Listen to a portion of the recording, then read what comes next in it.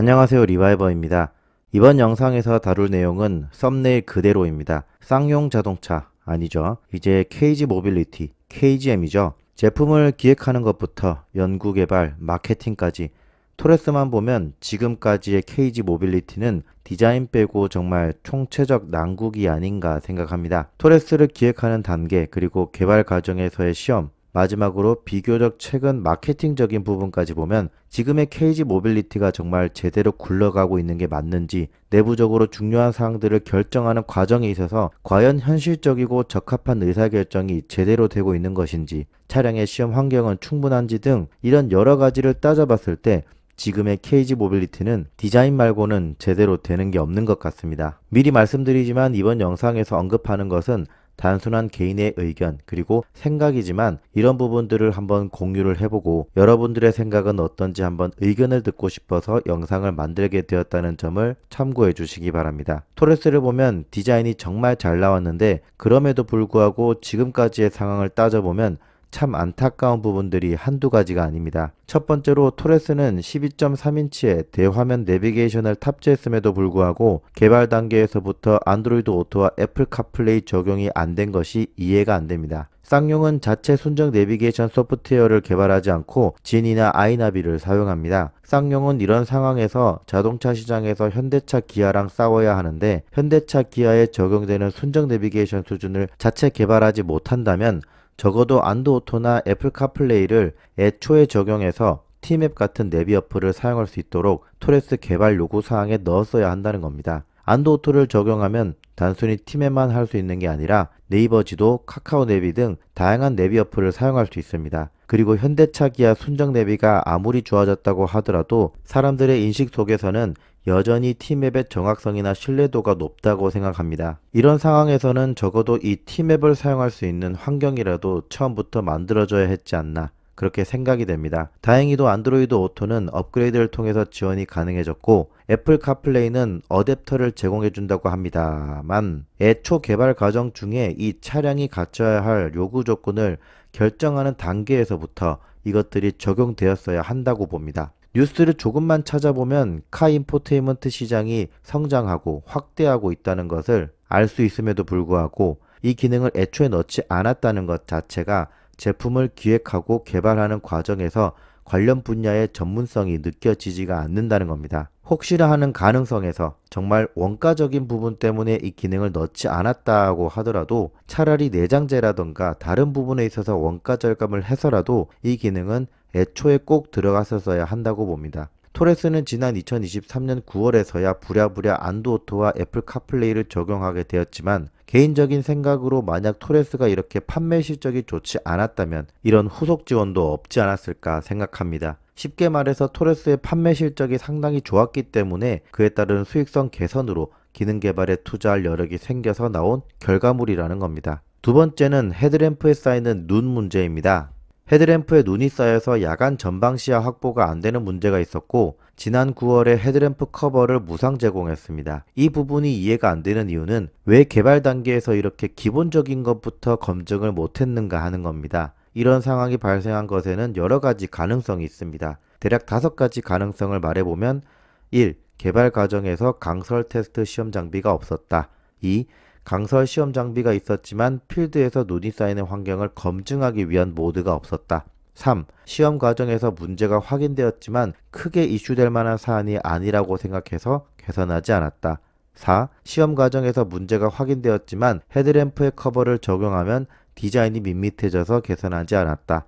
5. 윈터 테스트를 통해서 문제를 확인할 수 있었지만 개발비 등의 이유로 윈터 테스트를 하지 못했다. 실제로 강설 테스트를 검색해보면 현대 아반떼는 확인이 되지만 쌍용차는 확인이 안 됩니다. 물론 그렇다고 해서 쌍용차가 강설 테스트 장비가 없다고 생각되진 않고 5번 윈터 테스트를 통해서 문제를 확인할 수 있었지만 개발비 등의 이유로 윈터 테스트를 하지 못했다가 가장 높은 가능성이라고 생각됩니다. 실제로 검색을 해보면 현대차 기아는 위장막을 씌운 차량이 윈터 테스트를 하는 사진이 많지만 쌍용은 단 한 장도 찾아볼 수 없었습니다. 현대차 기아의 경우에는 최근 각종 고급 옵션들이나 선호 사양 및 구동계에 전자장비가 많아지고 자동차 부품의 전자장비 점유율이 높아지고 있다 보니 이와 관련한 무상수리나 리콜 사례를 많이 찾아볼 수 있습니다. 하지만 지금은 2023년입니다. 2023년도에 자동차의 야간 운전을 위해 필수적인 헤드램프가 전자적인 문제가 아니라 겨울에 눈이 쌓여서 운전자의 안전을 위협하는 문제가 발생한다는 것은 도무지 이해가 되지 않습니다. 자동차가 갖춰야 할 기본적인 부분이니까요. 어쨌든 이제 다시는 케이지 모빌리티에서 이런 맹점이 드러나지 않도록 관련 시험 장비를 도입하거나 혹은 실제 주행 조건을 기반으로 한 시험 모드를 추가하는 등 시험 조건을 강화하는 조치가 꼭 필요하다는 생각입니다. 마지막으로 세 번째는 토레스 하이브리드 LPG 네이밍 문제입니다.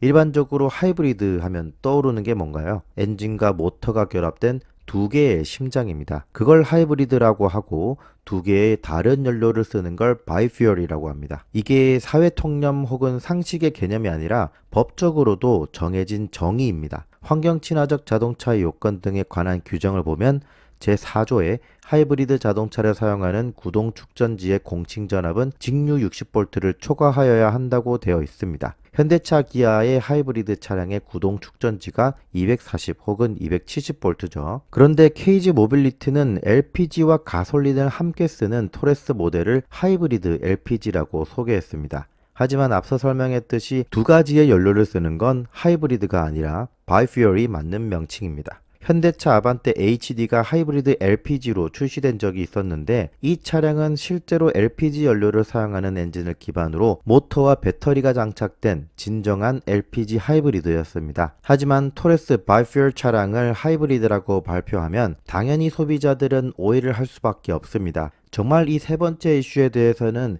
이 차량의 이름을 하이브리드 LPG로 결정한 경영진에게 전적인 문제가 있다고 봅니다. 분명히 제품명을 선정하는 과정에서 하이브리드를 반대하는 사람이 있었을 것이고 만약에 없었다면 그것 또한 잘못된 사내 문화라고 봅니다. 잘못된 것에 대해서 자신 있게 주장할 수 없는 그런 사내 문화인 거죠. 그리고 최종적으로는 잘못된 그런 최종 결정으로 인해서 각종 미디어로부터 질타가 이어졌고 결국에 2024년형 토레스가 나오면서 바이퓨얼이라는 명칭으로 바꾸게 되었죠. 한편으로는 스포티지와 소렌토 등 하이브리드 SUV의 인기가 높아지면서 케이지 모빌리티에서 노이즈 마케팅을 한 것은 아닐까 하는 생각이 들 정도의 비상식적인 결정이었습니다. 이렇게 토레스의 이슈들을 토대로 종합해 볼 때 케이지 모빌리티는 차량의 요구사항을 결정하기 전 시장 트렌드를 충분히 분석하지 못했고 차량 시험 환경이 실제 주행 환경을 반영하지 못했습니다. 결론적으로 각 분야에 대한 전문성이 더 필요하다고 생각되고요. 하이브리드 LPG 같은 잘못된 네이밍을 결정하는 내부 보고 체계와 잘못된 것에 대해서 자유롭게 말하지 못하는 문화라면 사내 문화의 개선도 꼭 필요하다고 생각됩니다. 그런 잘못된 결정을 하신 분이 여전히 재직 중이시라면 그분은 앞으로도 회사를 위한 합리적인 결정을 하실 분은 아니라고 봅니다. 회사의 경영에 중요한 결정을 하시는 임원분들이 진정으로 케이지 모빌리티의 지속적인 경영 혹은 그 이상의 발전을 기대하고 바란다면 앞으로의 자동차 시장 10년 혹은 20년을 미리 앞서 예상하고 그에 대해 준비해야 하는데 지금 당장 현재 소비자들이 생각하는 것과 니즈도 반영하지 못한다면 외부 컨설팅 업체를 통해서 빠른 변화가 필요하지 않을까 생각합니다. 유튜브 김승현 안PD의 스포일러 채널은 케이지 모빌리티에 있어서는 진정으로 응원하고 경영에 대해 간접적으로 제안하고 피드백하는 등의 모습을 보여주고 있는데요. 이제는 이런 잘못된 결정에 대해서 바로 잡아주기보다는 자체적인 변화 활동이 내부적으로 있어야 하지 않나 그렇게 생각합니다. 그리고 비교적 최근인 토레스 고객 감사 캠페인도 마찬가지입니다. 기간을 한정한 것도 소비자로선 이해가 안 될 것이고 애플 카플레이용 어댑터는 아이폰 사용 고객 대상만이라고 되어 있어요. 토레스 차주가 나중에 아이폰으로 바꿀지도 모르고 혹시나 나중에 중고로 토레스를 구매할 사람이 아이폰 사용자일 수도 있는 거잖아요. 이런 건 조금만 더 소비자의 입장에서 생각해보면 소비자는 어떤 반응을 보일지 바로 답이 나오는 건데 참 아쉽습니다. 이번 영상은 여기까지고요. 이번 주제와 내용에 대한 여러분의 생각은 어떤지 댓글로 남겨주세요. 저는 지금까지 리바이버였습니다. 감사합니다.